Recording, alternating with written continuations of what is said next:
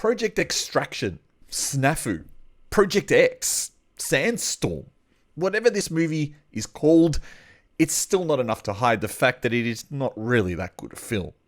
Hi, I'm the Artie Dans from the Asian Film Fans and Artie Dans YouTube channels, and welcome to this review of the Chinese-American co-production film Hidden Strike, starring Jackie Chan and John Cena, and now streaming on Netflix. Dragon Law is the leader of an elite Chinese special forces team tasked with the mission to extract 500 Chinese civilians, including Professor Cheng, from an oil factory in the Middle Eastern desert.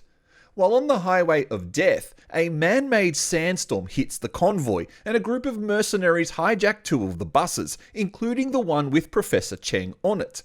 They take her back to the factory to steal the remaining oil, while Dragon Law teams up with an ex-American soldier named Chris, who is living in the desert and was part of the mercenary team.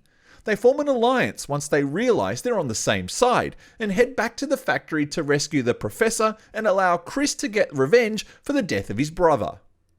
So if I could sum up the movie in a very short nutshell, it would be, oh boy, where do we start? Because it really is just a bit of a mess, and it's a bit of a hot mess, and it contains so much terrible video game level CGI that it couldn't look any more fake if it tried. Now, this is the movie that's been lost in release hell.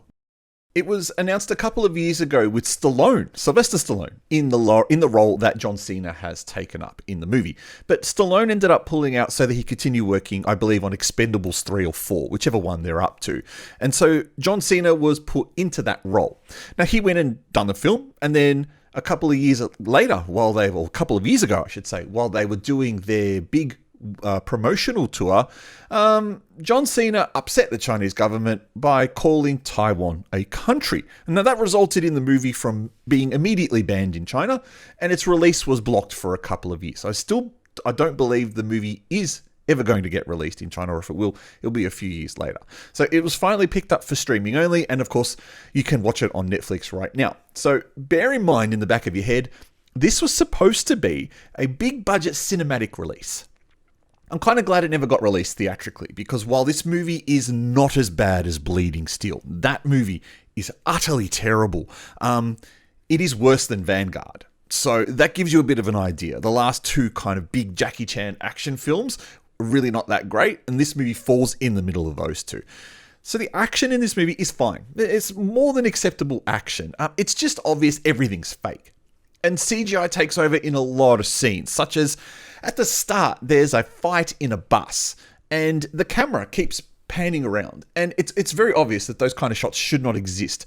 What you end up with is just this CGI mess. It's a very stilted action scene that doesn't flow. Then you get things like the fake-looking sandstorms, the terrible effect when the oil is filling up in the tanker, and virtually every background shot in the movie. When you see a long-distance landscape shot, that's all fake. It's all oversaturated, and it makes it look a little bit like a nature documentary. None of it feels like it belongs in a movie. The other thing worth looking at is that it doesn't feel like Cena and Chan have that much chemistry together. Every joke, and I mean every single joke they tell, falls terribly flat. Of the 3-4 dozen jokes in the movie, I believe I laughed twice. Now, this movie is probably aimed at a 12 to 17-year-old audience, so definitely out of my age group. But I'm struggling to think which country is going to want to watch this movie. So the Chinese get this over-patriotic version of themselves that it's just completely off-putting. Even for Chinese watching it, they would think that this is a little bit off-putting. While the Americans are made to look like these gun-toting idiots who just prioritize brawn over brains. And there's far too many, gun jokes in the movie that, again, are just not funny. So in the end, what you end up is offending both audiences, the Chinese and the Americans. And with all these predictably bad jokes that fall ridiculously flat, that were done far better 25 years ago when Rush Hour came out. Far, far better in Rush Hour. And so thus, we have a movie, Hidden Strike, which is probably about 20 years too late. This was released just around the 2000s. This would have been great. And Chan looks old. and he looks bored. And all of his stunts, it's really obvious, all of his stunts are filmed from a distance and from behind, so you can tell that it's not Jackie in any of these scenes. And then you've got this action that's very stop-start and very over-edited. Fighting scenes just don't look great. And gun shootouts are just ridiculous. It's like everyone is shooting with invisible bullets. Nothing gets hit in the movie other than, you end up with holes all over the wall, but people essentially just walk through unscathed. And specifically, the scene of Chan and Cena at the abandoned radio tower where the French are shooting at them. It just a dumb scene.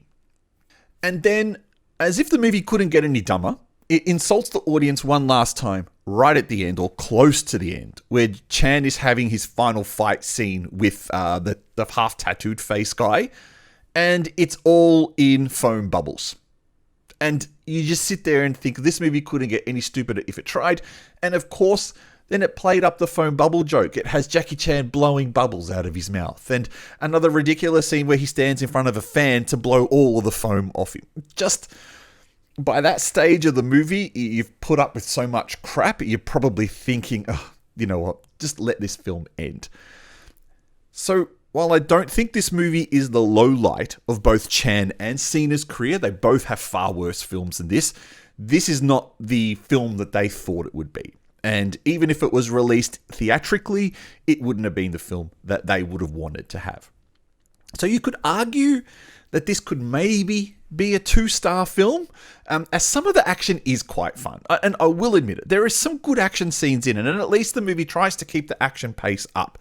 But I think 1.5 stars is probably being very generous. There is a very generic plot, there's these ridiculous stereotypes, and this constant attempt at humor that falls flat all the time. However, at least you get John Cena doing some wrestling. So if you have seen it, and you probably have because now it's streaming on Netflix finally, what did you think of it? Was I correct or incorrect? Do you agree with me or disagree with me? Write a comment below. Press like if you enjoyed this video. Otherwise, subscribe to both the Asian Film Fans and Artie Dan's YouTube channels, and I will catch you next time, which should be in a couple of days, for the Meg 2. See you then.